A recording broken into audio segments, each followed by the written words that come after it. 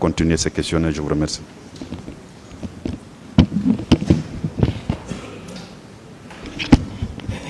Merci, Monsieur le Président. Je continue.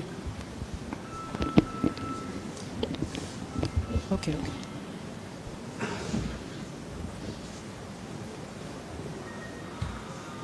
Capitaine Dadis, j'aimerais savoir pourquoi vous avez parlé de balles perdues. Vous avez parlé de balles perdues, que des manifestants ont été tués par balles perdues.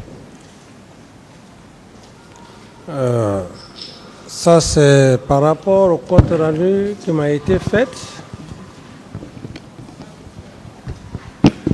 Le compte rendu qui m'a été fait, oui, et un compte rendu en matière de correspondance, ou tout au moins militaire, on ne modifie pas les virgules. C'est par rapport à cela. Est-ce que vous avez vérifié ces informations avant de parler devant les médias? Non, ces informations, je ne les ai pas vérifiées pour la simple raison que la situation était telle que il me fallait rapidement un compte rendu, aussi rapidement que possible. Et je crois dans cette même lancée, il fallait aussi faire comprendre au peuple de Guinée, oui, savoir réellement ce qui s'est passé. Et si, par contre, il y a eu ce terme de balles perdues, je ne sais quoi, même je me rappelle un peu, asphyxie, ainsi de suite. Oui. Alors c'était... Voilà, parfait, c'était effectivement un compte rendu qui m'avait été donné. Donc j'étais tenu obligé de parler de la sorte. Mais pas parce que j'avais vécu les faits, non. Si je suis fidèle aux faits, ouais, je crois que c'était le lendemain du massacre. Donc vous avez tout le temps d'avoir la version crédible. Non, ce n'est pas forcément, madame, avoir la version crédible. Ici, le problème, c'est quoi? C'est un fait qui s'est passé et n'étant pas là-bas en tant que président, à l'époque, j'ai demandé à ceux-là qui étaient commis à cette tâche de me donner des informations. Voilà. Donc, qui vous a fourni cette information? Vous dites? Qui vous a fourni cette information? Cette information, je l'ai reçue auprès du ministre de la Santé qui a été très clair avec vous ici, et avec une perte de vie humaine à 57 personnes. C'est le même nombre, effectivement, que je me suis permis de dire à la... Donc 54, 3 par bousculade et 4 personnes par balle perdue. Bon, de toutes les façons, c'est le nombre que je vous donne maintenant, que ce soit par 53 bousculades et consorts. Oui. Ce qui est important, le nombre de morts qui m'a été communiqué était au nombre de 57. Maintenant, s'il y a bousculade et consorts, ça ne revient pas à moi de le dire, c'est les légistes. Selon vous, des militaires de la présidence qui ont quitté le camp, ils sont venus par surprise, ils ont atteint les gens à bout portant. Est-ce que dans ce contexte, on peut parler de balles perdues? Reprenez la question, s'il vous plaît. Vos hommes, oui, qui étaient des militaires, qui vous gardaient, oui, ils quittent le camp, ils viennent en direction du stade, pendant que le stade était plein, ils pointent à bout portant les manifestants, ils les tuent. Est-ce que est-ce qu'en votre qualité de président, quelle que soit l'information que vous recevez, est-ce qu'on peut parler dans ce contexte de balles perdues? De toutes les façons, ça n'a rien à voir. Ce mot balle perdue, je dis bien qu'en matière de correspondance, en matière de correspondance, le compte rendu, il ne se modifie pas. Il ne se modifie pas, même la virgule ne se modifie pas. Donc je n'avais pas le droit de donner mon point de vue. Ok. Donc en tant que militaire, pas en tant que président, en tant que militaire, quelle explication plausible vous pouvez donner devant ce tribunal pour expliquer la thèse de balle perdue, quand quelqu'un est tiré par le balle perdue? Je n'ai pas de réponse à cette question parce que je me suis fait bien comprendre. J'ai dit balle perdue, ce qui ne veut pas dire comment j'ai vécu les faits. J'ai dit c'est un compte rendu. Si ce compte rendu ne vous convient pas, Madame la procureure, je n'ai pas de réponse à vous donner. D'accord, ok, je passe. Voilà. Selon vous, est-ce que un compte rendu qui n'est pas fait à l'image de la réalité sur le terrain, qui a été annoncé de façon nationale et internationale, est-ce que ce n'est pas une manière de couvrir, de masquer cet événement? Bon, si vous pouvez la comprendre comme ça, c'est votre façon de la comprendre. Moi, je dis bien que j'avais un devoir sacré. J'étais curieux de savoir qu'est-ce qui s'est passé au stade du 28 septembre. Le nombre de morts, aussi bien que les blessés. Alors, si à quelque part,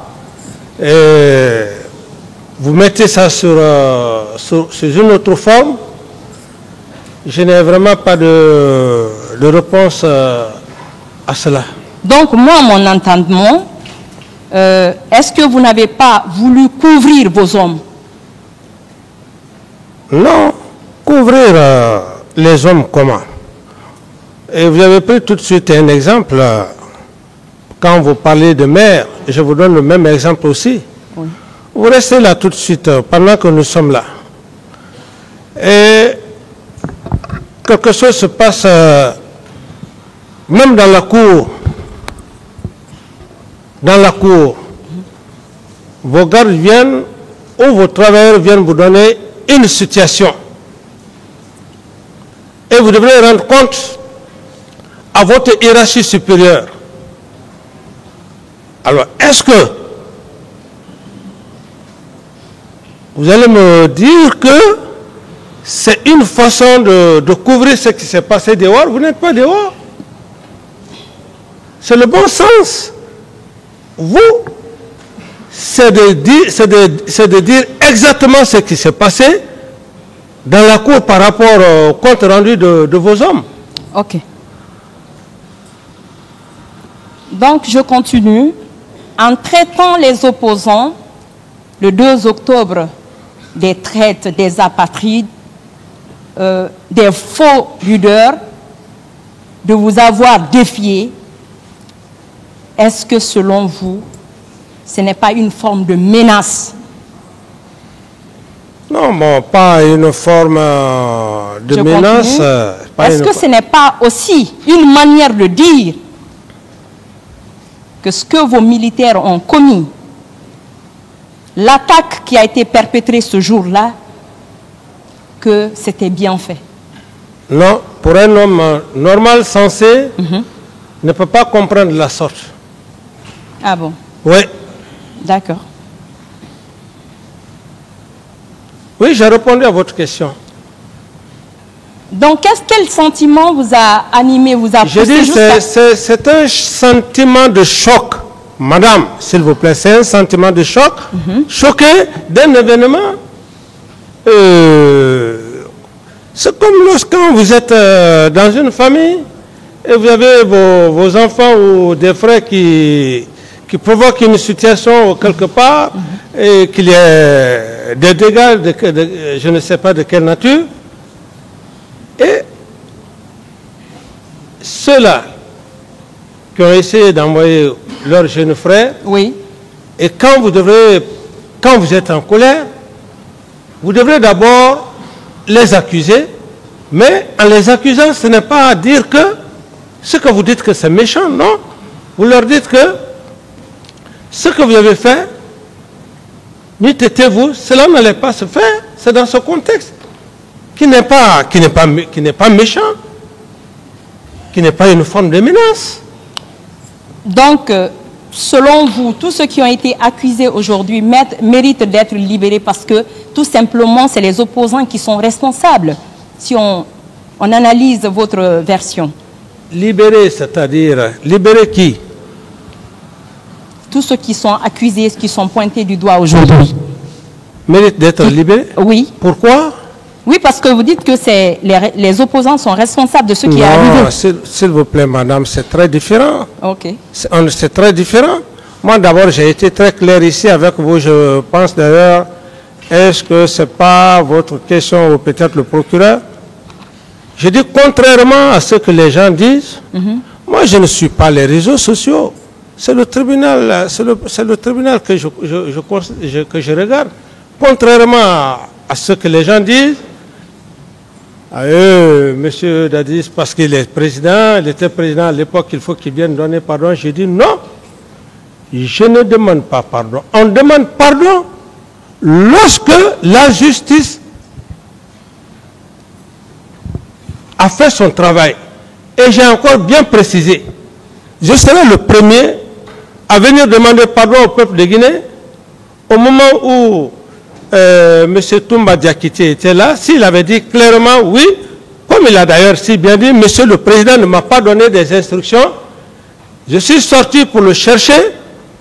S'il demandait que ce qu'il a fait, ce n'est pas normal, je serai le premier à venir demander pardon au peuple de Guinée devant le président du tribunal. Mais si tel n'est pas le cas, où nous sommes, il faut qu'il y ait la lumière sur les faits et qu'il y ait que les coupables soient retrouvés, dénichés par le tribunal. D'accord. Capitaine Dadis, est-ce que vous êtes d'accord avec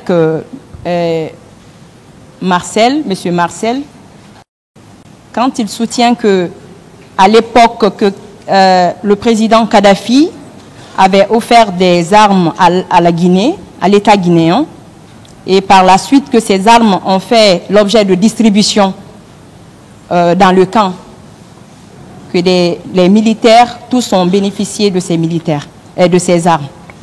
Est-ce que vous confirmez ces propos? Cette assertion n'engage que lui. Je ne peux pas confirmer ou infirmer. Donc, en votre qualité de président, vous étiez au courant de quoi exactement? Mais madame la procureure, vous pensez qu'être président, c'est cet homme-là, c'est un homme extraterrestre? Non. Vous ne pouvez pas me dire que même, et je m'excuse de l'expression, même dans une famille, personne, aucun père de famille ne peut dire qu'il peut maîtriser la situation de tous les enfants, à plus forte raison une mère de famille. C'est aussi logique. Mais, ce qui reste clair, quand vous êtes un chef d'État, il y a des priorités. Il y a des priorités. Et vous déléguez, comment dire, vos pouvoirs à certains hommes. Moi, sauf que c'est des armes qui sont venues dans le camp. Mais des armes qui sont venues, vous voudrez bien vouloir vous adresser au ministre de la Défense nationale, madame. Ce n'est pas à moi de me poser cette question. Je ne suis pas là pour affaire d'armes venant de la Libye, de Kadhafi. Je suis là. C'est vous qui êtes à la barre, monsieur. Je suis là pour des faits de complicité. Si vous parlez de problème d'armes. Maintenant qu'on va continuer, si ces armes ont été fournies, données à l'État guinéen, et que ces armes soient utilisées pour tuer des civils guinéens, selon vous, est-ce que la responsabilité de l'État n'est pas engagée? Mais ici, la responsabilité de l'État, c'est quoi? Mais qui? Vous aurez mieux fait de demander M. Marcel qui leur a donné l'arme. Est-ce le président de la République à l'époque, M. Camara, ou le ministre de la Défense? Il a été très clair ici avec vous. Donc je ne peux pas me substituer à la place du ministre de la Défense. Est-ce que ces armes n'ont pas été octroyées à ces militaires pour vous garder? Qui garde? Vous gardez en tant que garde, faisant partie de la garde présidentielle. Est-ce que... Mais est-ce que madame, moi, je suis là pour garder des armes? Non, vous ne posez pas de questions. Non, pas... Répondez à la question. Ces militaires qui ont bénéficié de ces armes. Les militaires qui ont bénéficié de ces armes, oui. M. Marcel a été très clair avec vous ici, oui. Que ces armes ont été reparties. Alors, ces armes étant reparties, oui. C'est le ministre de la Défense. Il a bien parlé du ministre de la Défense. Alors, est-ce que moi, je peux me substituer au rôle et aux fonctions du ministre de la Défense? Non. Mais sauf qu'ils étaient dans le camp Alpha Yaya. C'est vous qui étiez le premier chef du camp Alpha Yaya. Mais même si c'était dans le camp Alpha Yaya, madame, c'est ce que je vous dis. Est-ce qu'il est dit forcément qu'au camp Alpha Yaya, oui. La distribution des armes, M. Camara en tant que président, va sortir pour aller voir ce qui se passe? Non. S'il est informé, là d'accord. Et d'ailleurs, il ne participe pas à la distribution des armes. C'est dans ce contexte, je veux simplement vous dire quoi?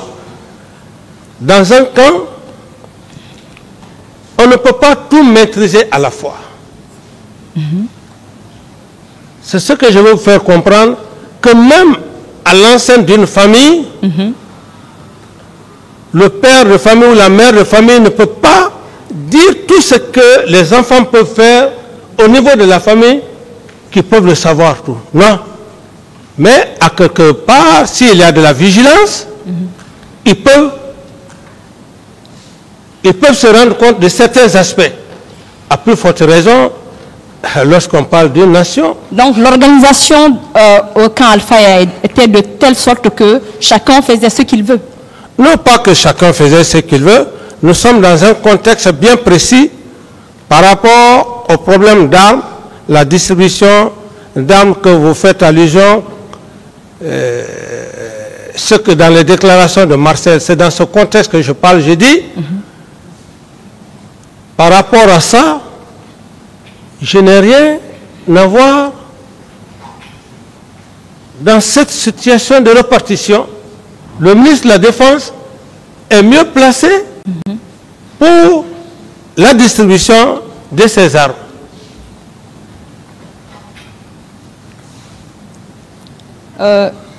Donc, concernant toujours les corps, le rapport a établi qu'il y a eu 156 personnes qui ont trouvé la mort après avoir entendu 687 personnes lors de l'enquête. Donc, 40 qui ont été vues mortes au stade, dont les corps n'ont pas été retrouvés jusqu'ici. 49 autres vus au stade, dont le sort reste incertain, jusqu'ici inconnu. Elle confirme également que 109 femmes ont été violées et d'agressions ont été agressées sexuellement aussi. Donc, en tant que président, par rapport à ces victimes de viol, qu'est-ce que M. Abdoulaye Chérif Gabi a eu à vous dire par rapport à ce cas? Par rapport à cette question, l'ex-ministre de la Santé à l'époque m'avait fait le compte rendu à l'époque. Et puisque il était établi que c'était 57 corps et des blessés, je lui aurais donné des instructions fermes. Oui. Ces instructions étaient de conserver les corps, de garder les corps à la morgue pour la répartition, peut-être la distribution, comme on aime le dire, la distribution des corps. Les CSS. Me l'a-t-on dit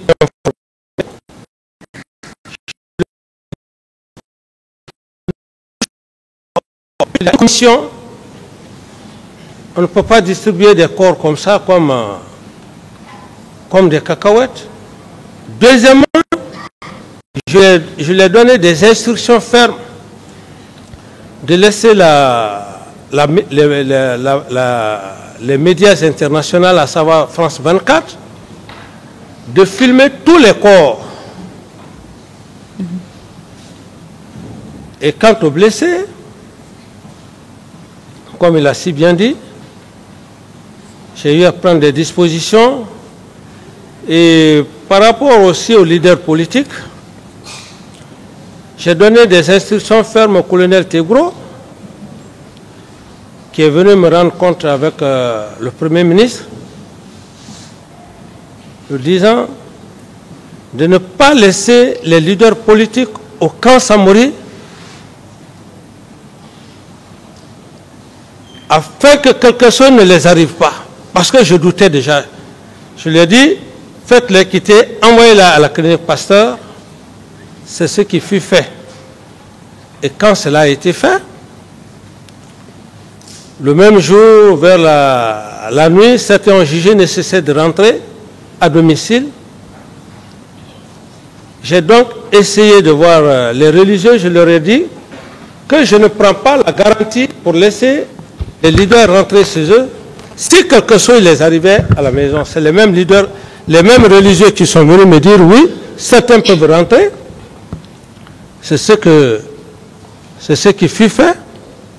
Ensuite, les leaders politiques comme M. Sidia et Mokhtar Selou Dalein, etc., j'ai mis tous les moyens afin qu'ils puissent être traités. Et leur désirata, ceux qui voulaient aller à l'extérieur pour se soigner, j'ai donné l'autorisation de leur laisser aller faire d'autres contrôles très intensifs. Alors, donc voilà pratiquement, Madame la procureure, si vous me posez la question ou si je n'ai pas encore bien répondu à la question, vous pouvez revenir là-dessus. Donc, à vous entendre, Oui. On peut conclure que, selon vous, commandant Toumba n'est impliqué que par rapport au fait de tuerie. La dissimulation des corps, il n'a rien à voir. C'est vous qui avez géré ça avec votre gouvernement, les membres. Non, Madame la procureure, vous n'avez pas compris. Peut-être c'est la façon de parler. On ne parle pas ici de corps parce que M. Toumba n'est pas... Non, il ne faudrait pas qu'on écarte le sujet. Lui, il a fini de commettre ce qu'il avait à commettre. Voilà, maintenant moi j'ai dit, et je précise, oui. J'ai dit par rapport au corps, le ministre de la Santé m'a fait un compte rendu. 57 corps. J'ai compris. Parfait. Ok, je peux avancer? Oui. D'accord. Vous disiez tout à l'heure que commandant Toumba est allé au stade, il a tué les gens, donc il a replié avec son groupe, son équipe. Maintenant, vous avez donné des instructions fermes aux éléments de votre gouvernement, au ministre de la Santé à l'époque, qui a fait ce qu'il devrait faire. Donc aujourd'hui, s'il y a des défaillances de sa part, est-ce que vous ne serez pas impliqué au même titre que lui? Mais je ne sais pas, madame, la façon de poser la question. Pour poser la question de nature à ne pas vous satisfaire. C'est ma façon, hein? Voilà. Donc, je la dis même, mais dire que M. Toumba est venu au stade, il a commis ce qu'il a dû faire. Oui. Ça le regarde et je ne le défends pas aussi dans ce sens. Vous me posez une question sur le nombre de corps. Oui. Et je précise clairement. Je dis, j'ai eu un compte rendu d'un nombre de 57 morts, 57 corps. Et tout de suite, j'ai pris des dispositions pour mettre une commission. Alors, si maintenant, il y a eu d'autres corps aux 600, mais M. Camara n'était pas au stade, M. Camara n'était pas à la mort. M. Camara a reçu un compte rendu. C'est tout. Maintenant que les gens n'ont pas, les familles n'ont pas retrouvé le corps de leur fils, de leur enfant, mais à qui la faute, madame? De leur mari. À qui la faute? Vous avez donné les instructions. Quelle instruction? Vous avez dit, selon vous, au ministre de la Santé de faire tout son mieux pour que les gens aient le corps de leurs parents. Maintenant que ce n'est pas fait, vous avez instruit à Général Toto pour la gestion des corps. Il a donné instruction d'après M. Abba Valentin, M. Valentin Abba, qui a clairement indiqué au cours de sa déposition, sur instruction du général Toto, nous avons déposé tous les corps à l'infirmerie du camp Samori.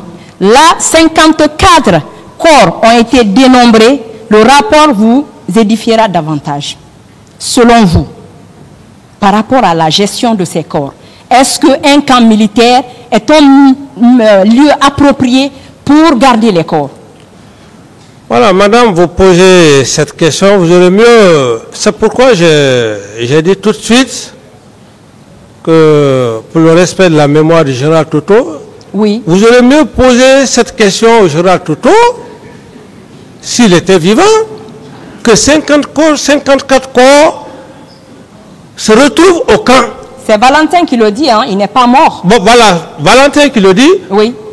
C'est à lui de dire, vous aurez pu dire lui poser la question, 54 corps dans un camp, qu'est-ce que vous avez fait de ces 54 corps? Mais M. Camara qui est là, lui il est au camp Al-Faya. Il n'a vu ni corps, ni véhicule. Comment est-ce que vous pouvez miraculeusement imputer ça sur sa responsabilité?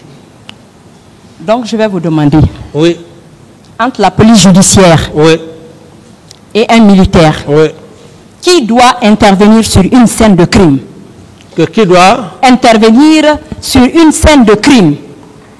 Mais entre la police judiciaire et un militaire, qui doit intervenir? Mais c'est la police, c'est l'officier de police judiciaire.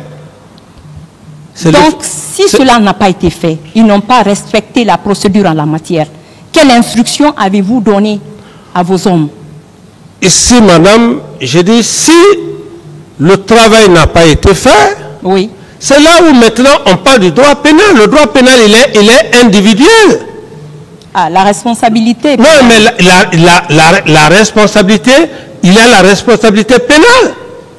C'est ce qu'il faut voir, la responsabilité pénale. Ici, moi, j'ai délégué vos pouvoirs. Mon pouvoir. Oui. Une partie de mon pouvoir. La santé, la sécurité.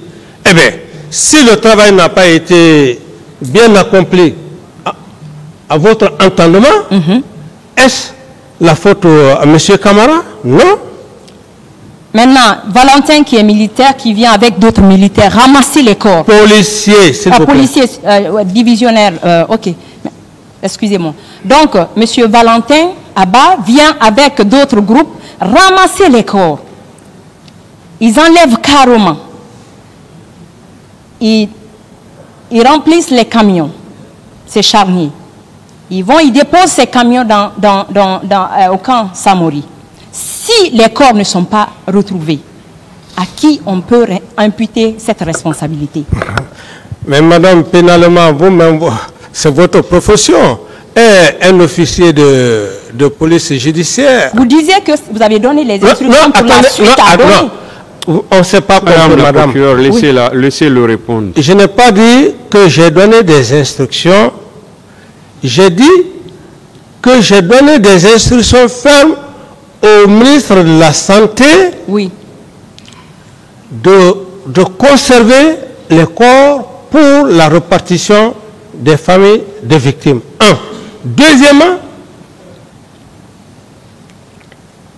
vous me suivez, madame? Oui, allez-y. Allez-y, je... Voilà. Donc, ceci étant, si on quitte dans le cadre du ministre de la Santé, on revient dans le cadre du directeur national de la sécurité, on n'est plus dans le même... on n'est plus sur le même chemin. Parce que moi, je n'ai pas eu affaire avec le commissaire divisionnaire Valentin. Moi, j'avais plutôt affaire avec son ministre, le général Toto. Donc, il faudrait que vous sachiez ce parallèle-là. Donc, si M. Valentin est allé avec des militaires ramasser des corps, comme vous le dites, mais c'est peut-être à lui, et comme vous avez toute la possibilité de lui demander, qu'en a-t-il fait de ces corps, les corps qu'il a ramassés avec les militaires, selon vous? Mais ce n'est pas moi de répondre à sa place. Est-ce que vous êtes d'accord avec nous que le fait pour le ministre Abdoulaye Chérif Diaby à l'époque de ne pas demander l'autopsie, ordonner l'autopsie, de ne pas faire des examens sur ces femmes, conserver toutes ces preuves, est-ce que cela n'impacte pas beaucoup aujourd'hui toute cette procédure? Bon, madame la procureure, à ce niveau, je pense que chaque cadre a son rôle à jouer. Moi, je ne suis pas un médecin. Si le côté médical, comme vous le dites, n'a pas été bien, n'a pas marché, c'est pas de ma faute. Le ministre Diaby, c'est un professionnel. Donc, ce n'est pas à moi de répondre à cette question. Ok, selon vous, est-ce que par rapport au massacre du 28 septembre, ce n'était pas un cas de crime flagrant? Un cas de crime flagrant. C'est-à-dire, la victime et l'auteur se trouvaient au même endroit.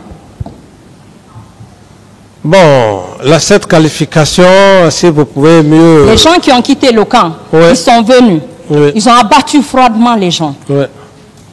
Ils sont tous au camp, au stade, tous sur le même lieu. Est-ce que, selon vous, il était difficile d'arrêter ces personnes? Mais puisque je n'étais pas au stade, c'est après les faits. Il y avait la gendarmerie, il y avait la police pour le maintien de l'ordre. Moi, c'est juste un compte rendu.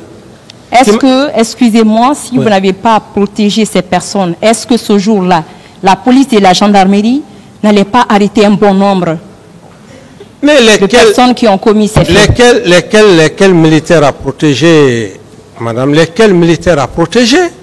Mais c'était vos hommes. Oui, mais mes hommes, ça ne veut pas dire qu'ils sont sous mes ordres. Les personnes qui vous gardent ne sont pas, vous l'avez dit devant ce tribunal, qui n'étaient pas sur vous. Mais la réponse est très claire, madame. Vous avez vu Toumba ici, il a dit clairement devant vous, un aide de camp, il dit clairement qu'il m'a dissuadé avec un groupe de militaires et qu'il est resté chez lui, me contourner, aller jusqu'au niveau du stade, me chercher. Alors, imaginez, est-ce que je suis Dieu pour le savoir? C'est dans ce contexte que je dis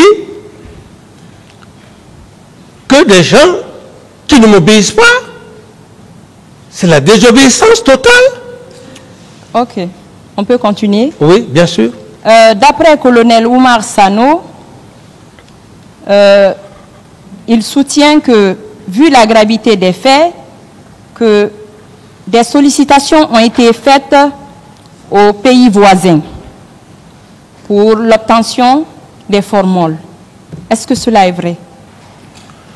Bon, comme c'est l'ex-chef d'état-major général des armées qui l'a dit, oui. Cette affirmation... donc vous n'en savez rien par rapport à ça aussi? Non, non. D'accord. Vous avancez, je tends à finir, vous avancez la thèse selon laquelle c'était purement du complot. Oui. Contre vous. Selon le rapport de Human Rights, selon ce rapport, qu'il y a eu des centaines de militaires ce jour-là au stade. Selon vous, si le commandant Toumba Abakar Sidiki a eu à mobiliser des centaines de militaires, et du côté de Sekouba Kounaté, lui également, il arrive à convoyer des recrues, à envoyer des gens de l'Ilimo. Selon vous, c'était plus possible pour eux, aisé pour eux, de prendre le pouvoir ou d'aller s'en prendre à une population civile pour se salir ou pour être poursuivis demain devant les autorités? Qu'est-ce qui était plus facile pour eux? Donc, vous êtes avocate auprès de... Bon, de toutes les façons, ce que vous dites, ça ne se passe pas comme ça, madame. Oui. Comment ça se passe? Ça ne se passe pas comme ça, vous dites. Oui. N'était-il pas possible, l'Ilimo, aller prendre le pouvoir? Le complot, c'est un complot. Oui. Comme je l'ai dit, si vous voulez encore que je puisse reprendre... Non, ne reprenez pas. Bon. Qu'est-ce qui était plus facile? C'était facile, quelqu'un que vous côtoyez tous les jours, mais de le faire quitter le pouvoir ou d'aller s'en prendre à une population? Ce n'était pas facile, madame, pour la simple raison. Oui. Ce n'était pas facile, madame, pour la simple raison que Sekouba et Toumba ne pouvaient pas me renverser au point de vue coup d'état militaire. Je donne les raisons. Oui. On ne fait pas le coup d'état parce qu'on veut le faire. Hein? Oui. On le fait, c'est réfléchi. Ils ne pouvaient pas le faire parce qu'il y avait les éléments du colonel Claude Pivi à l'enceinte du camp. Oui. Et les éléments du colonel Tegro à l'enceinte du camp. Donc, deux forces diamétralement opposées aux hommes que Sekouba gérait. Bata. Bon, Bata, ça c'est même Bata, c'est minime. Je parle même de notre enceinte. Alors, régiment. Voilà. Oui. Donc, le complot, c'est venu d'où? Un, Sekouba a préféré sacrifier son propre aide, son propre adjoint avec lequel on a vécu ensemble, Ba Aïdor. Ils ont essayé de sacrifier ça, Alphonse. Un officier très compétent. Et le jeune Ablaï Keta, qui avait, comment dirais-je, les commandos chinois, donc j'étais, comment dire, leur parrain. Qu'est-ce qu'il fallait? Le complot. Il fallait donc couper l'herbe sur le pied. C'est-à-dire accuser Aïdor, ça Alphonse, Ablaï, sous prétexte qu'ils veulent faire un coup d'État. Une fois que cela a reçu, je suis affaibli. Mais seulement là où ils ont échoué, c'est qu'ils ont pris ces trois éléments, mais les éléments de Claude Pivier et les éléments de Téboro étaient toujours à l'enceinte. Et de Marcel. Étaient toujours à l'enceinte. Oui. Donc, ils ne pouvaient pas opérer, faire un mouvement. D'accord. C'est là où je parle de complot. Donc, ma dernière question, c'est bon. Le nom officiel de vous, les jeunes qui étaient à l'époque, les jeunes militaires qui avaient pris le pouvoir, c'était le CNDD. Vous dites? Le nom officiel, c'était CNDD. Oui. Le Conseil national pour la démocratie et le développement. Bien sûr, oui. Aujourd'hui, le tribunal vous suit, les Guinéens vous suivent et tout le monde entier. Dites-nous réellement quel acte de démocratie vous avez eu à poser en Guinée à l'époque, durant les 1 an. Bon, par rapport à votre question, ce n'est pas que les Guinéens me suivent. Plaçons les choses dans le cadre. C'est le tribunal criminel qui me suit, madame. Ce n'est pas le peuple de Guinée qui me suit, c'est le tribunal. Donc, soyons très précis. Oui. Il ne faut pas qu'on essaye d'extrapoler. Voilà. Ok. D'extrapoler les thèses. Ok. Alors, lorsque vous parlez quel genre de démocratie? Oui. Des actes concrets. Des actes concrets? Quand la prise du pouvoir, madame, qui a eu le courage de faire appel à tous les leaders politiques? N'était-il pas M. Camara, Moussa Dadis? Ça, c'est le premier élément. C'est le premier élément. Oui. Ça veut dire que c'est d'abord l'idée de la démocratie.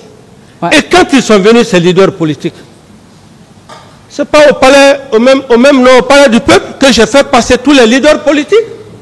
Oui. Que chacun donnait son point de vue. Pour quelqu'un qui n'aime pas la démocratie, il va faire appel à des leaders politiques. Alors, il ne serait-ce que ça, la volonté de faire appel à ces leaders politiques. Et je ne l'ai pas fait comme en cachette. Chacun doit passer au palais. Ils ont donné des points de vue. Et on a évolué, on a commencé à travailler ensemble. Sauf à un certain moment donné, dans ce même lot, certains avaient d'autres objectifs différents des autres. Il fallait éliminer d'autres au détriment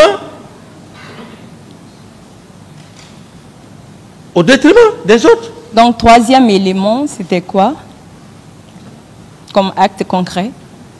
Comme acte concret? Oui. Il ne serait-ce que ces deux éléments. Je n'ai pas besoin de citer plus de... Donc, la protection des citoyens et leurs biens, ça ne fait pas partie. Et le troisième élément, oui. Vous le savez bien, madame, même si parce que nous ne sommes pas sur la planète Mars, vous avez vu pendant les 11 mois que j'ai eu à faire, oui. Les 11 mois, comparativement aux 10 ans que vous avez eu à passer ici, oui. vous pouvez vous faire la différence. La différence, il ne serait-ce que les actes que j'ai eu à poser. C'est l'occasion maintenant de dire devant le peuple de Guinée et devant monsieur le président du tribunal que si nous voulions parler de démocratie, j'ai œuvré à cette démocratie. Voilà. Malheureusement, les hommes avides de pouvoir que les Guinéens ne veulent pas, que les Guinéens ont peur de le dire pendant plus de 10 ans, oui. Ne veulent pas, ils sont dans les salons en train de marcher. Malheureusement, M. Alpha Condé, je le dis et je réitère, on a transformé autrement. C'est moi qui ai évoqué malheureusement, vous me laissez... Oui, malheureusement, vous devez laisser l'accusé parler seul. Alors, si vous-même vous lui prêtez des termes, voilà, ça va. Il en a profité l'occasion. Il en a profité l'occasion pour changer les donnes de cette démocratie. D'autres questions, s'il vous plaît. Okay, malheureusement... D'autres questions, madame, pas de commentaires. Posez d'autres questions. Est-ce qu'à l'époque, la Guinée, les Guinéens n'ont pas été vus sur la chaîne nationale et internationale en train de pleurer, en train de crier leur peine? Des questions en rapport avec les faits, s'il vous plaît. Je continue.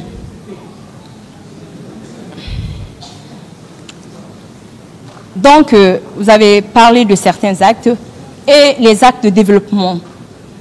Vous pouvez en citer un seulement? Vous dites? Un seulement, un seul acte. un seul acte. Posez d'autres questions, madame. Les 22 millions de dollars que moi j'ai accepté de mettre Monsieur dans Camara, s'il vous plaît. D'accord. Les 22 millions de dollars que j'ai mis dans votre caisse, est-ce que je les mets dans ma poche? Ça, c'est un acte de patriotisme, madame. Vous pouvez vous calmer. En définitive, monsieur capitaine. Posez d'autres questions, s'il vous plaît, madame, en rapport avec les faits. Par rapport au fait du 28 septembre, est-ce que vous pouvez dire clairement devant ce tribunal que le ministre de la Justice n'avait rien fait, n'avait rien posé comme acte? Reprenez et reformulez bien la question. Par rapport au massacre du 28 septembre, oui.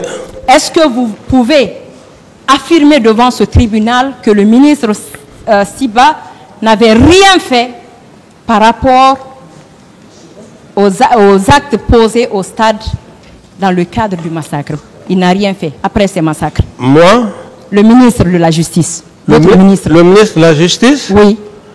Non, je ne peux pas dire que le ministre de la Justice n'a pas fait son travail à l'époque parce que j'ai fait appel à la commission internationale. Oui. Et j'ai ordonné de créer une commission nationale à l'interne pour gérer nos propres problèmes.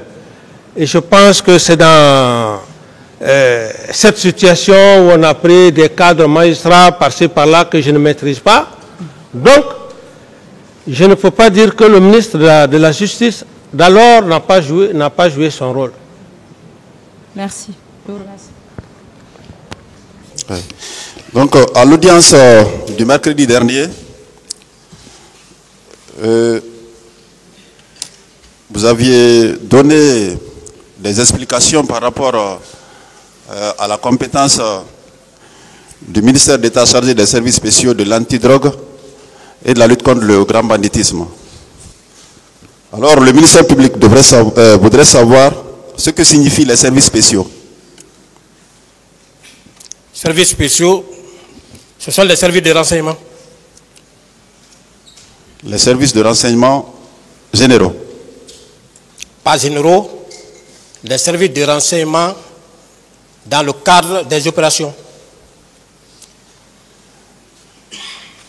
Quels sont vos rapports avec la présidence en cette qualité? Aucun rapport, à ma connaissance. Dans ce cas, où se situaient vos bureaux? Le bureau, au départ, nous étions dans l'enceinte de la présidence. 2 mois après, nous sommes revenus, on est sorti carrément de la présidence pour venir à côté de l'école primaire du camp. C'est-à-dire que quand vous quittez Yimbaya, vous rentrez au camp, le premier bâtiment que vous allez rencontrer à droite, c'est là où nous étions restés maintenant. Mais c'est toujours au sein du camp Alpha-Yaya, non? Oui, c'est toujours au camp du camp Alpha-Yaya, mais ce n'était plus à la présidence.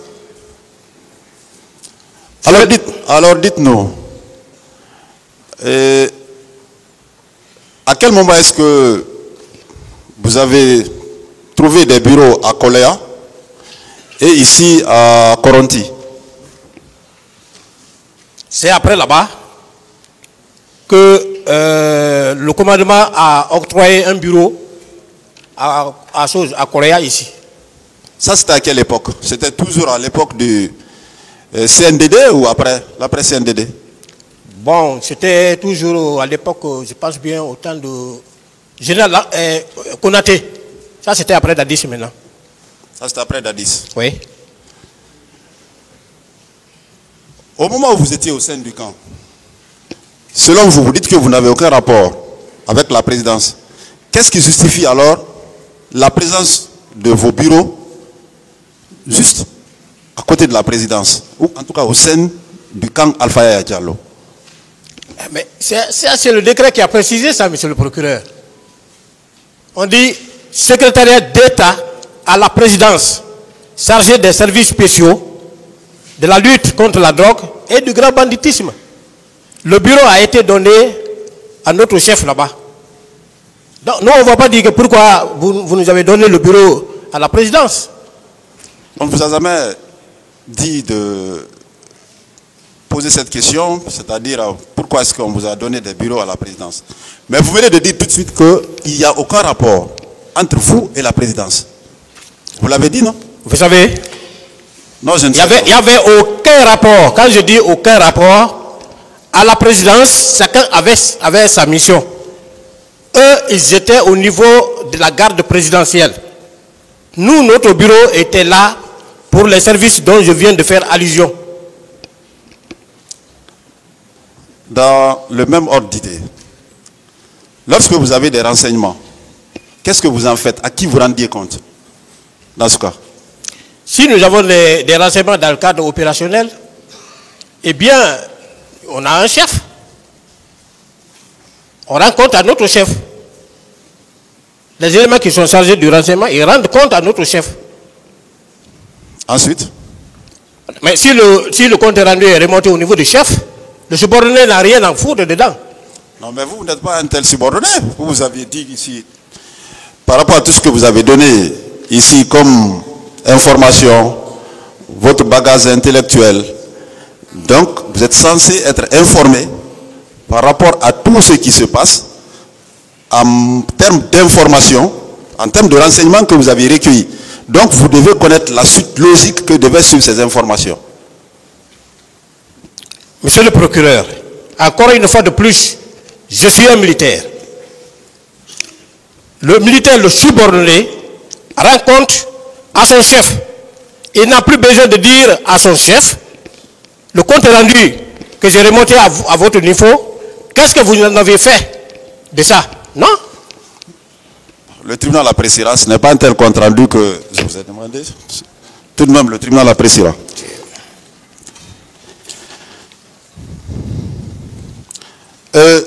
Toujours le mercredi, répondant à l'une des questions de Monsieur le Président, vous avez dit que les deux autres ne m'ont pas dénoncé. À qui est-ce que vous faites allusion? Je vous parlais des deux autres qui étaient dans les deux autres pick-up qui étaient sortis avec moi. Et qui sont ces deux autres? Je veux parler de Farimba et de Sorikonde. De Farimba et de Sorikonde. Oui. Donc qui vous a dénoncé, selon vous? Je ne sais pas qui m'a dénoncé. La question là, je l'ai toujours posée, monsieur le procureur. Alors je vais vous aider à répondre à cette question. Merci. Vous croyez bien aux propos de M. Moussa Keboro Kamara à votre endroit? Bon, si vous pouvez me rappeler. Non, je ne vous rappelle rien. Vous avez travaillé, vous avez collaboré, vous étiez son adjoint, non? Je n'étais pas son adjoint. Alors vous étiez son subordonné? Voilà, j'étais son subordonné. Vous avez collaboré? On a collaboré. Donc vous connaissez l'homme? Je le connais bien. C'est dans ce cadre, je vous demande si tout ce qu'il dit à votre endroit, c'est de la vérité. Si vous pouvez me le rappeler, je vais voir si c'est de la vérité ou bien si ce n'est pas de la vérité. Nous y reviendrons.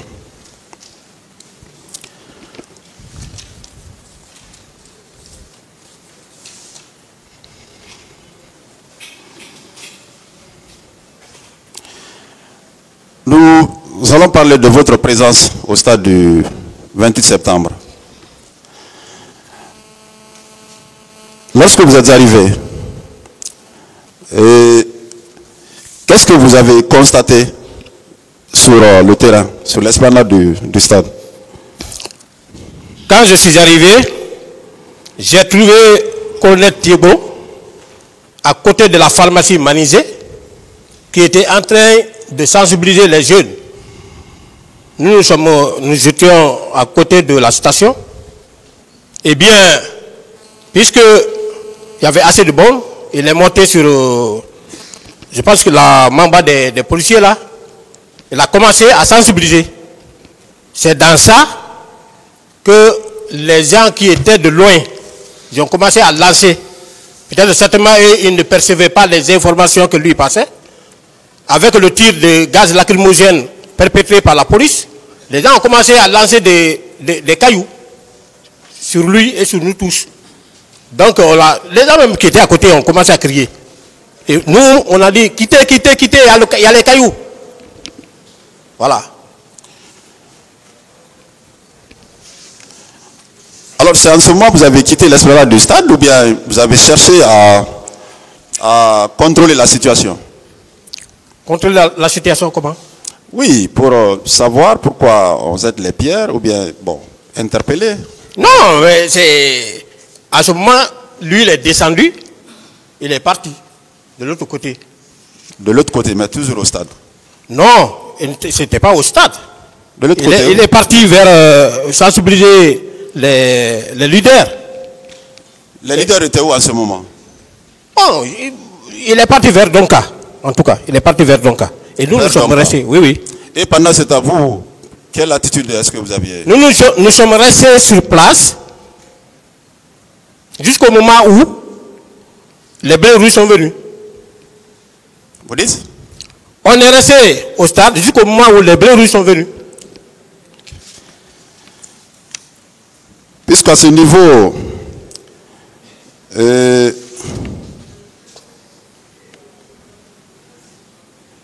il y a une partie civile du nom de Mme Oumou Bari qui a été interrogée devant le pôle des juges d'instruction le 29 avril 2010.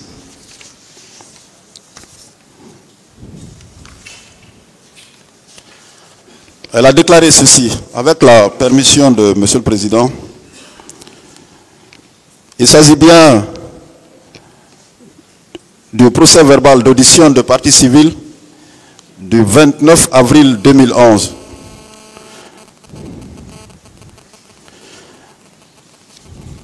Deuxième feuillet.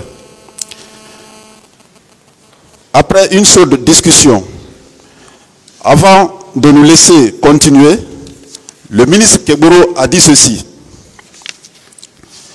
Vous voulez accéder au stade? Allez-y, mais les conséquences, vous allez en tirer. Ceci étant, nous avons continué en entonnant l'hymne national et d'autres chants. Peu après, la troupe de Keburo est venue charger les manifestants au niveau de la terrasse en balançant du gaz lacrymogène, en tirant à balles réelles. Ils ont abattu 2 jeunes qui ont été embarqués par les gendarmes dans un camion. Qu'est-ce que vous en dites, M. Blaise Gomo? Mais ça, c'est de l'incertitude. Moi, je n'étais pas là-bas avec Keburo lorsqu'il sensibilisait. Ici, on parle de l'esplanade du stade, là. Oui, mais ce que vous êtes en train de dire, et ça c'est... pas moi. Oui, ce qu'elle est en train de dire, c'est impersonnel. La responsabilité pénale est personnelle. Si on dit que les éléments de Keburo, moi je ne me nomme pas élément de Keburo. Moi je m'appelle Goumou Blaise. Voilà pourquoi j'ai été nommément cité ici, appelé par le président. Si elle peut indexer les éléments de Keburo là. Moi, je n'étais pas les seuls éléments de Keburo. Monsieur Blaise Goumou. Monsieur le procureur. Monsieur Blaise Goumou. Monsieur le procureur.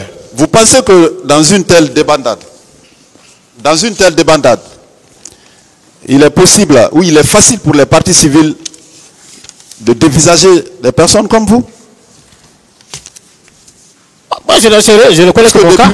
Excusez-moi, depuis le début de votre interrogatoire, ce que vous dites, que personne ne vous a indexé, mais vous pensez que dans une telle circonstance, des crimes de masse sont en train d'être commis, c'est facile de dévisager les gens? Si tel était le cas, monsieur le procureur, pourquoi ne pas appeler tous ceux qui étaient au stade? Tous les policiers qui étaient là-bas, tous les gendarmes qui étaient là-bas. Pourquoi ne pas les appeler par devant le tribunal pour qu'ils donnent leur version des faits? Pourquoi singulariser? Prenez Blaise Goumou pour qu'ils puissent parler au nom d'une collectivité. Monsieur Blaise Goumou, les policiers et les gendarmes, vous-même vous l'aviez dit, que eux, leur mission, c'est le rétablissement et le maintien d'ordre. N'est-ce pas? N'est-ce pas cela? Je vous écoute. Mais c'est une question. Non, vous n'avez pas Les posé. policiers et les gendarmes, leur mission au stade, c'était pour le maintien d'ordre. Moi, j'étais gendarme des services spéciaux, de la lutte anti-drogue et des grands banditismes. Je suis gendarme. Ne pensez-vous pas que, contrairement à vous, la présence des policiers et les gendarmes était bel et bien justifiée au stade? Bon, comme moi aussi, ma présence était justifiée. C'est ce que vous estimez? J'estime bien. Alors que vous relevez des services spéciaux de la lutte contre la drogue et le grand banditisme. On vous a demandé ici le mercredi, vous dites qu'il n'y avait pas de grands bandits au stade. Il n'y avait pas de narcotrafiquants au stade. Et jusqu'à présent, vous estimez que votre présence y était justifiée?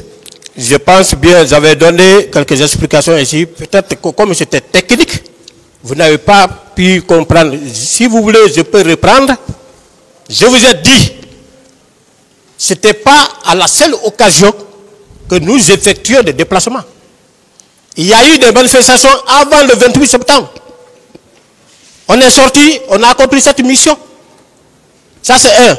Je vous ai dit que notre présence même, puisque le peuple, la population de Conakry nous connaissait, ça pouvait empêcher aux bandits de se manifester. C'est pourquoi j'avais dit que la présence d'un gendarme dans un endroit fait la sagesse du délinquant. C'était là l'objectif. Ce n'est pas pour aller tomber sur les gens, mais nous, notre présence, pouvait empêcher d'autres à commettre des bavures.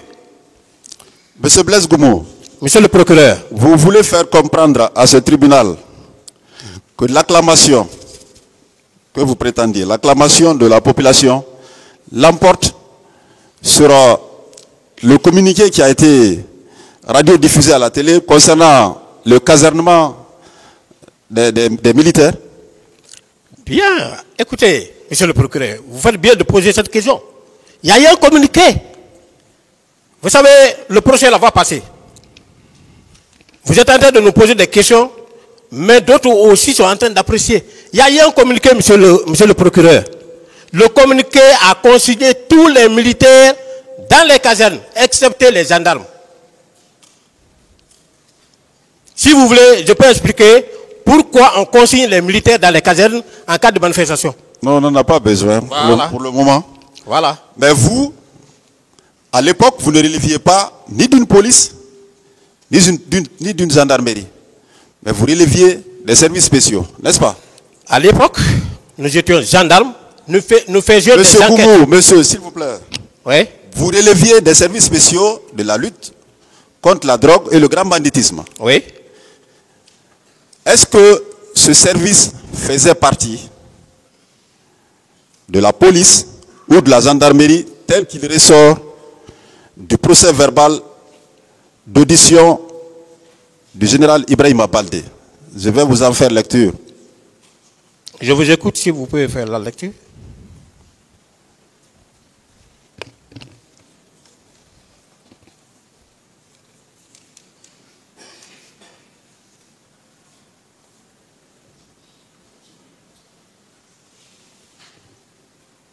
Avec votre permission, Monsieur le Président.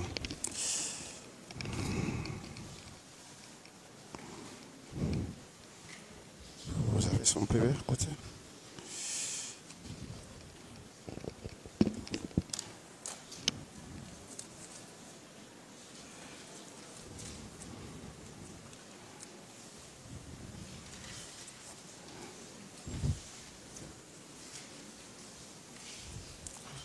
Alors, succinctement, il ressort de ce procès verbal que seule la police nationale et la gendarmerie étaient habilités à être présents au stade du 28 septembre pour le maintien d'ordre. Mais nulle part dans ce communiqué, il n'a fait état des services spéciaux. Ce qui signifie que rien ne justifiait la présence d'un seul élément des services spéciaux à l'esplanade du stade du 28 septembre. Qu'est-ce que vous en dites? Le général, ce n'est pas le général Baldé qui commandait les services spéciaux. Mais il savait qu'il a des gendarmes là-bas que lui-même a désigné. Vous avez les pièces que lui-même a désigné et mis à la disposition des services spéciaux. Et lui, il savait que notre mission aussi allait dans le sens de la lutte contre le grand banditisme. Et lutter contre le grand banditisme, on ne le fait pas en s'asseyant au salon. Il faut se déplacer, il faut apprécier les mouvements. Il faut intervenir conformément à la déontologie et à l'éthique qui gouverne les actions de la gendarmerie. Oui. Colonel Oumar Sano, le chef d'état-major général des armées, il avait déclaré avoir reçu l'instruction de Dadis de caserner tous les militaires à l'exception de la gendarmerie et de la police.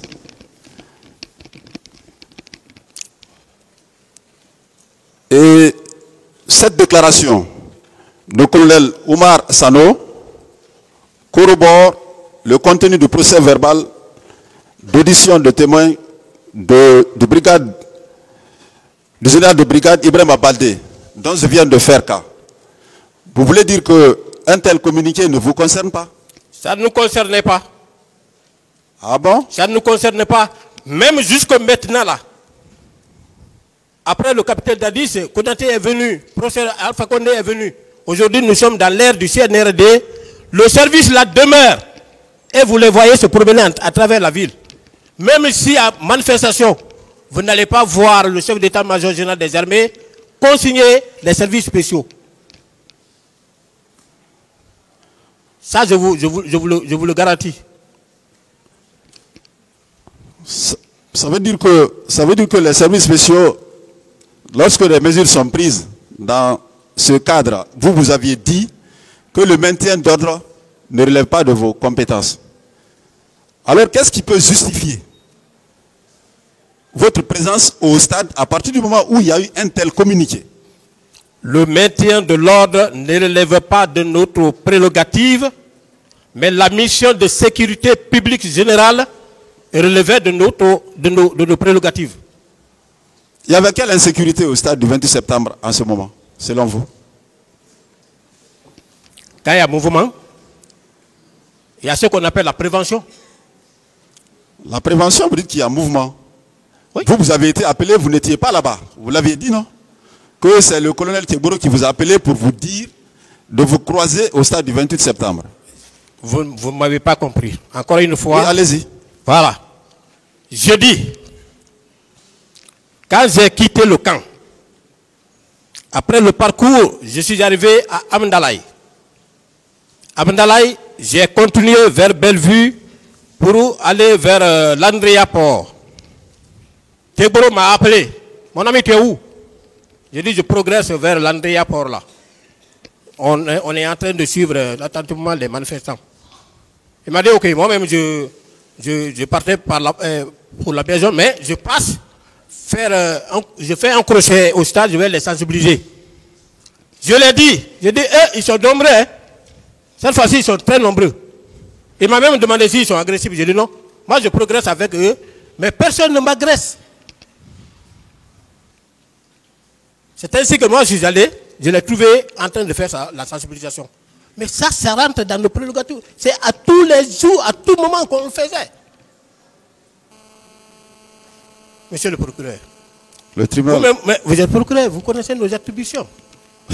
Je ne connais pas vos attributions, sinon je n'aurais pas à vous poser des questions. Ou tout au moins, votre présence au stade, après le communiqué, c'est ce qui suscite des interrogations chez nous. C'est pourquoi on vous pose des questions par rapport à cela. Oh non, ma présence là-bas, ce n'était pas auto-intention. C'était comme d'habitude. Voilà.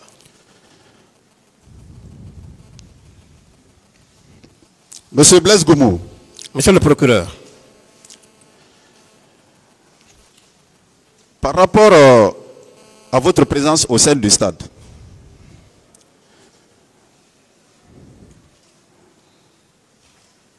lors de sa comparution devant la commission d'enquête internationale sur la Guinée, plus précisément à la page 50, Monsieur Moussa Keburo Kamara a déclaré ceci.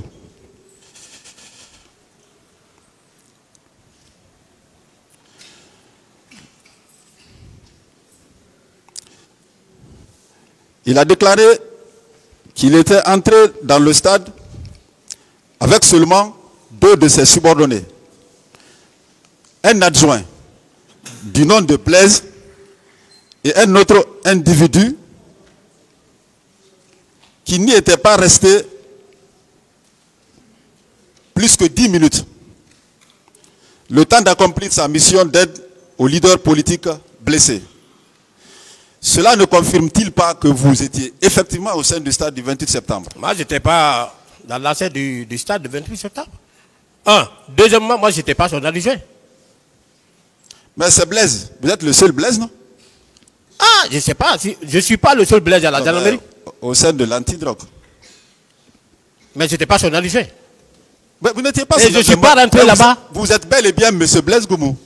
Je suis bien sûr. Et par rapport à tout ce que vous avez déclaré ici, comme votre participation aux événements du 28 septembre, cela ne relève plus d'aucun doute que vous étiez bel et bien M. Blaise Goumou dont il s'agit.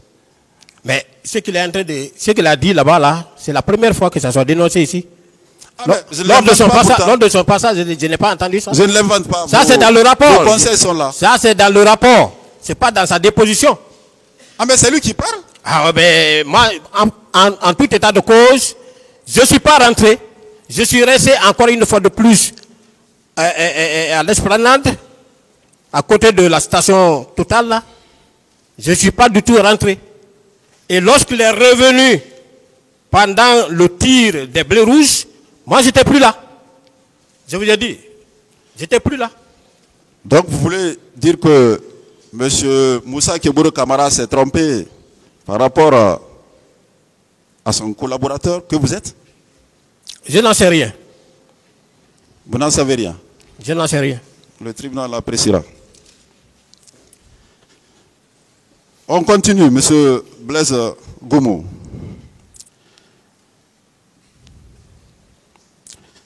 À cette barre, le mercredi, vous avez déclaré concernant M. Toumba qu'il était effectivement le commandant du régiment. Vous le maintenez? Je n'ai pas dit qu'il était commandant du régiment. Et si, vous l'aviez dit? Non, attends. J'ai dit qu'il était... D'abord, il a déclaré ici qu'il était commandant du salon. Mais j'ai dit, les vidéos sont là, j'ai dit, au regard des actions qu'il posait, et qu'il a lui-même confirmé ici, j'ai dit qu'il était le commandant de la garde présidentielle. Au-delà du salon qu'il commandait, il était commandant de la garde présidentielle. C'est le procureur qui a demandé de définir le régiment. C'est en ce moment que j'ai dit que je n'ai aucune définition à donner au régiment. J'ai dit commandant de la garde présidentielle et non commandant du régiment. Donc il y a une différence. Quelle est la différence entre le commandant de la garde présidentielle et le commandant du régiment, commandant? Et ça, c'est autre chose. Moi, ce que j'ai déclaré, c'est ce que je peux définir. C'est vous qui avez parlé du régiment. C'est parce que vous l'en avez parlé. Non. Le mercredi. Et il a dit, qu'est-ce qu'un régiment? J'ai dit, je n'ai aucune définition. Non, mais vous étiez là, vous avez décliné avec véhémence les titres de M. Toumba. Ça, c'est le commandant de la garde présidentielle. Le commandant de la garde présidentielle. Voilà, c'est ce que j'ai décliné ici. Est-ce que vous pouvez prouver cela, puisque M. Toumba était à la barre ici, il a dit qu'il était l'aide de camp du président Moussa Dadis Kamara. Et que tout s'arrêtait là. Le commandant de la garde présidentielle, le commandant du régiment, il dit que ça ne le concernait pas. Qu'est-ce que vous en dites? Je n'ai pas parlé commandant du régiment, mais j'ai dit, au regard des actions qu'il peut... Nous sommes des militaires. On ne peut jamais demander un compte à rendre à un échelon subordonné tant qu'on n'a pas une responsabilité sur cet échelon. Quand on a interpellé 2 éléments de Begré, Begré commandait le bataillon de Koundara. Il a dit ici, pourquoi Begré ne s'est pas référé à lui? Pourquoi Begré ne s'est pas référé à lui? Cela veut dire que Begré relevait de lui. Selon vous? Mais selon... Non, mais puisque les actes, je pense que s'il n'y a pas d'actes qui prouvent cette qualité, ce ne sont pas les actions qui déterminent la fonction, mais c'est l'acte de nomination. Oui, mais... Monsieur le procureur... Vous en savez au même titre que moi. Voilà, monsieur le procureur. Nous sommes des militaires. Et le plus souvent, les gens pensent que si vous prenez par exemple un lieutenant, n'importe quel capitaine pourrait venir lui donner des instructions. Le lieutenant a une hiérarchie verticale. Même si autre chef venait lui donner des instructions, il doit se référer à son chef. C'est comme ça que fonctionne l'armée. S'il n'avait pas une autorité sur lui, il n'allait pas lui demander de se référer à lui. Mais il conteste l'autorité dont vous parlez, il le conteste. Hein? Il conteste, il dit qu'il est... Mais le tribunal va apprécier. Ah. Évidemment. On poursuit, M. Blaise Goumou. Ce 28 septembre 2009, est-ce qu'au vu de tout ce que vous avez vu au stade, vous aviez procédé à des interpellations? Interpellation? Interpellation. Non, je n'ai pas procédé à des interpellations. Je vous ai expliqué les conditions dans lesquelles j'ai quitté. Monsieur le procureur. Oui, allez-y. J'étais avec mon équipe, nous étions désarmés. Face à une troupe armée, on ne peut rien. Même sur le plan militaire, même au front, si vous êtes confronté à une troupe armée, vous ne pouvez pas... Si vous voulez, je peux vous donner un exemple. Non, c'est bon. Ah, voilà. Et vous dites que vous n'aviez pas procédé à des interpellations violentes ce jour? Non. Alors, avec la permission de Monsieur le Président, le ministère public dispose d'une photo qu'il aimerait partager avec les partenaires.